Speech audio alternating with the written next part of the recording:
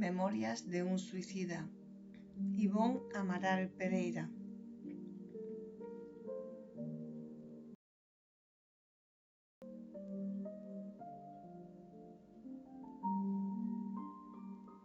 Segunda parte.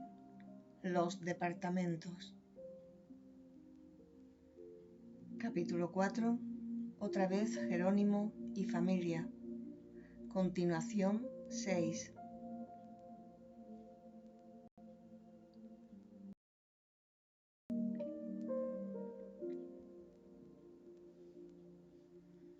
Agradeció el bondadoso consejero con una amable sonrisa y continuó mientras nuestra atención recrudecía.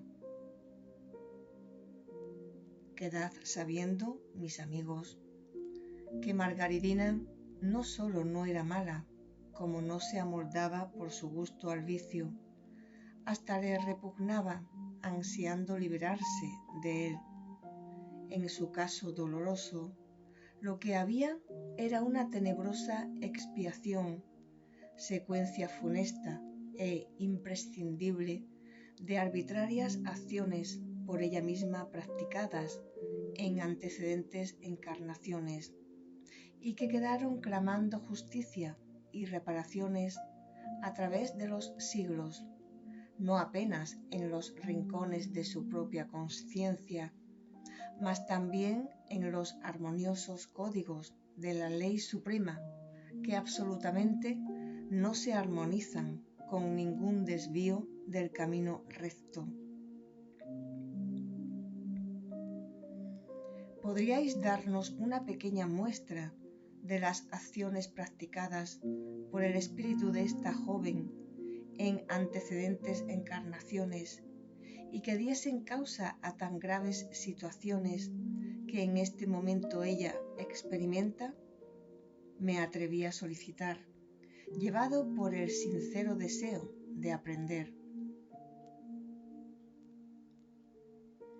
El estudio de la ley de reencarnación es profundo y delicado, mi amigo, al mismo tiempo que simple y fácil de comprensión, por cuanto nos presenta el indicio aclaratorio de muchos problemas que persiguen a la humanidad, los que aparentemente se presentan insolubles. En el futuro lo haréis en vosotros mismos, releyendo las páginas del libro de la conciencia. Hasta allá, en tanto, no habrá ningún inconveniente en satisfaceros la natural curiosidad, ya que tendréis lucro conociendo más uno de sus múltiples aspectos. Sí, mis amigos, la profundidad de las leyes divinas es vertiginosa, pudiendo realmente asustar a los espíritus mediocres, no experimentados aún para su comprensión. Mas la justicia que resulta de esas leyes destila tanta sabiduría y tan gran misericordia que el temor se transformará en respetuosa admiración ante un examen más prudente y minucioso.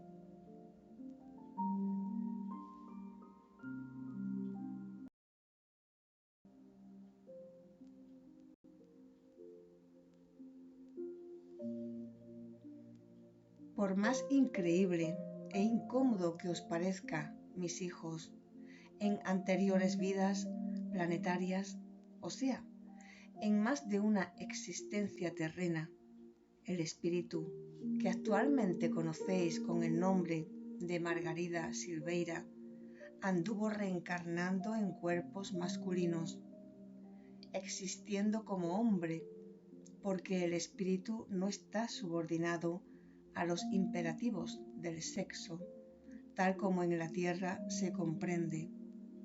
Abusó de la libertad, de las prerrogativas que la sociedad terrena concede a los varones en detrimento de los valores del espíritu y pervirtió deberes sagrados.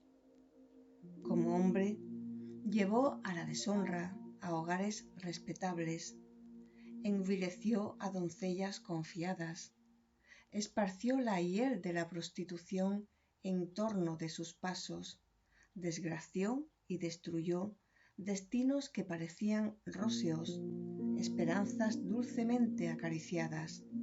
Mas llegó el día en que la suprema ley, que no quiere la destrucción del pecador, y sí que él viva y se arrepienta, le impidió continuar el execrable atentado contra su soberanía. Le casó la libertad, le impuso ocasiones propicias, favorables para rehacerse de la anomalía de tantas iniquidades, impeliéndolo a renacer con ropas carnales femeninas, a fin de probar más eficientemente la misma hiel que hizo a otros sorber, y así ahorrarse un tiempo precioso en la programación de los rescates por sujetarse al rigor de penalidades idénticas a las otrora impuestas por su mal orientado libre albedrío. Reencarnó como mujer a fin de aprender en la desgracia de ser traicionada en su castidad, desacreditada, vilipendiada, abandonada, una arrebatadora lección de que no es en vano que se infringe uno solo de los mandamientos entregados en lo alto del Sinaí como padrón de honor para la humanidad, que antes se debería educar visando la finalidad sublime del amor a Dios y al prójimo.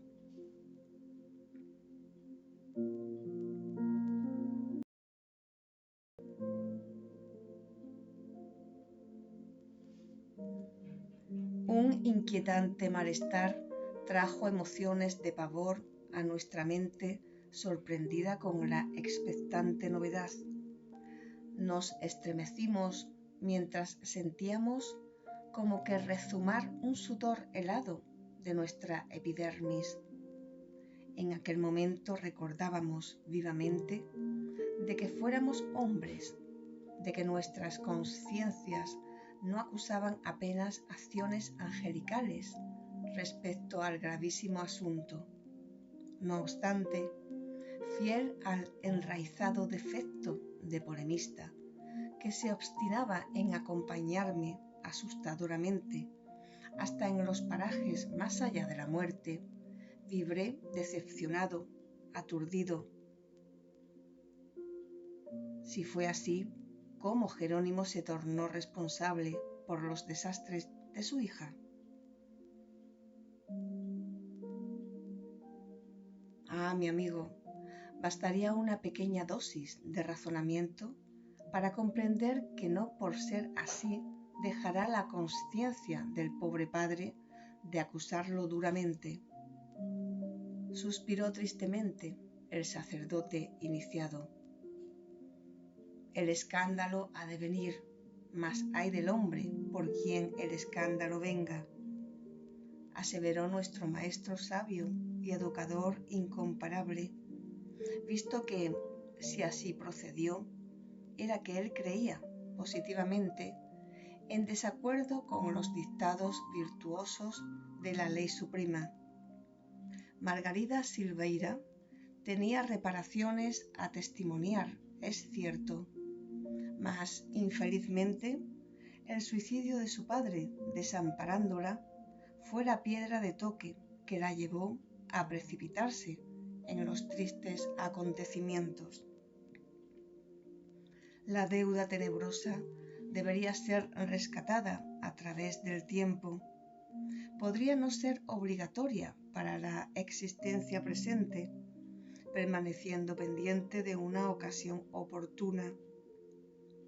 El libre albedrío de su padre, en tanto, llevándolo al error fatal del suicidio, precipitó los acontecimientos, cuya responsabilidad bien podría dejar de pesar sobre sus hombros, a fin de que ahora no sufriese él las consecuencias del remordimiento. ¿Qué me dirías, mi amigo, de un hombre que se tornase causa de la muerte trágica de un ser amado, aunque no alimentase intenciones de asesinarlo, abominando hasta la idea de verlo morir? ¿No sufriría acaso? ¿No viviría corroído de remordimientos el resto de sus días, amargado, desolado para siempre?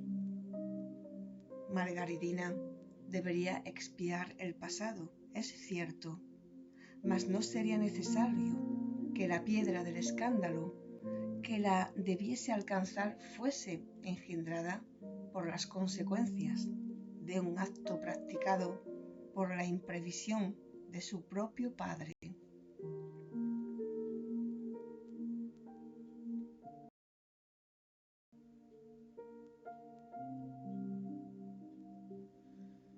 Desilusionado, callé mientras el hermano Santarém continuaba.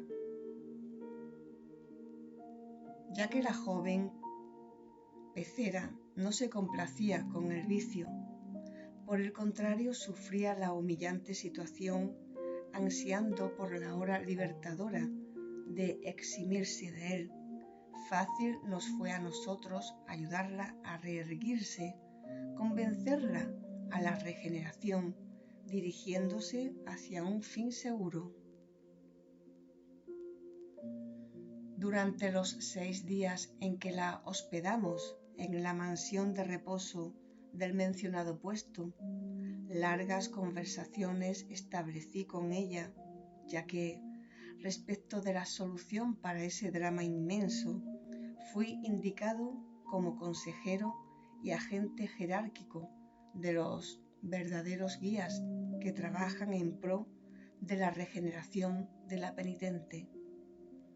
Allí albergada, era encaminada a cierto gabinete apropiado al género de confabulaciones que convenía promover, una especie de locutorio en el que ondas magnéticas de excelencia capital favorecían la retención de mis palabras en su conciencia, actuando fielmente sobre su memoria y así llevándola a coleccionar en las camadas recónditas de la subconsciencia todas las recomendaciones que yo le hacía y que le convenía recordar cuando despierta en la ocasión oportuna para la ejecución, lo que en efecto vino a hacer más tarde, sin percibir, sin embargo, que apenas cumplía las recomendaciones que habían sido aconsejadas a su espíritu durante la letargia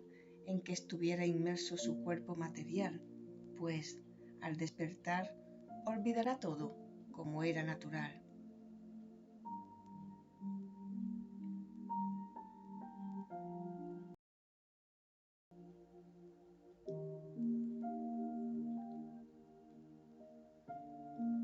Exhorté a Margarita en primer lugar a la oración. La hice orar, lo que hizo bañada en lágrimas. Le di a conocer el recurso salvador de la oración como luz redentora capaz de arrancarla de las tinieblas en que se confundía, para guiarla a parajes rehabilitadores. Le di tanto cuanto me permitían la exigüidad del tiempo del que disponía, y también así la circunstancia incomún que me fue preciso provocar, rudimentos de educación moral religiosa, y ella que jamás la recibiera, hablando de los deberes impuestos por el Creador Supremo en sus leyes, recordando todavía que en el amor del Divino crucificado encontraría ella la fortaleza de ánimo a fin de remover las montañas de iniquidades que la venían esclavizando a la inferioridad, así como bálsamos bastante eficaces para lenificar la hiel que hacía infeliz su vida. Le infundí esperanzas, nuevo ánimo, coraje para una segunda etapa que se hacía necesaria en su destino, confianza en el amigo celeste que les extendía su mano compasiva y protectora a los pecadores, amparándolos en la renovación de sí mismos. Y la convencí de que, si como mujer fuera desgraciada, sin embargo su alma encerraba valores cuyo origen divino de su fuerza de voluntad exigía acciones nobles y heroicas, capaces de promover su rehabilitación ante su propia conciencia y en el concepto de aquel que de sí mismo extrajo estrías de luz para darnos la vida.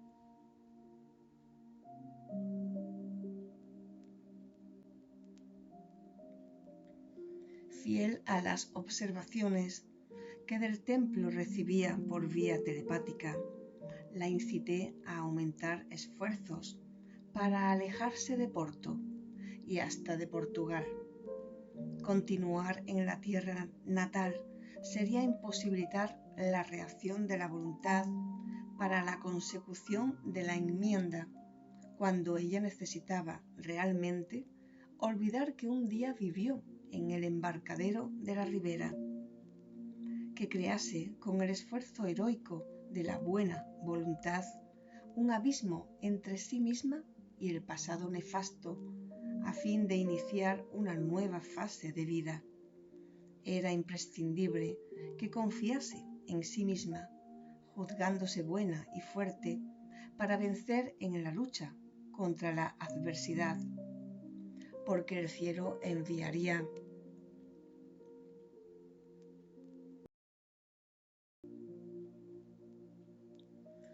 ocasiones propicias para la renovación.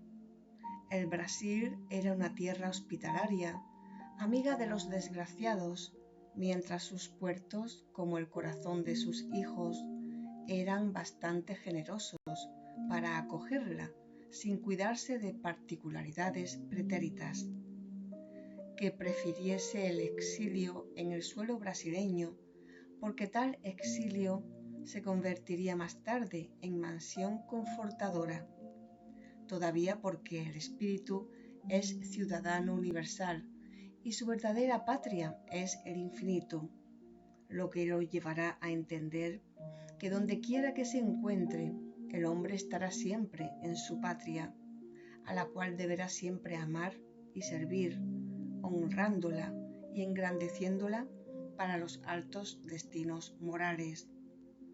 Que olvidase el pasado y con alma y corazón vueltos hacia el eterno compasivo, esperase la acción del tiempo, las dádivas del futuro. La solicitud celeste no la dejaría huérfana en la experiencia para la regeneración. Oíamos conmovidos, apreciando el valor inherente a la tesis bastante amplia para servir a cuantos se viesen incursos en penalidades idénticas. Guardábamos todavía silencio, mientras el digno educador, cuyas palabras más se endulzaban a medida que se arrebataba en el discurso hermoso, continuó después de algunos instantes de pausa. Convenía despertar a Margarida, o sea, hacer que su espíritu vuelva al templo sagrado del aparato carnal, retornarlo a fin de continuar las tareas impuestas por el curso de la existencia. Como realmente no estaba enferma, el despertar se operó natural y suave, bajo nuestra desvelada asistencia, tal como si volviese de un prolongado y benéfico sueño. Médicos y enfermeros se confesaran atónitos. La joven, sin embargo, se mostraba con pena por haber vuelto a la vida objetiva y derramaba abundantes lágrimas. Una incoercible angustia le pesaba sobre el corazón. De lo que pasara con su espíritu durante aquellos 6 días de sueño magnético no se recordaba de nada. Apenas una vaga sensación de ternura le imprimía en el fondo de su ser una misteriosa, dulce añoranza que no podría definir.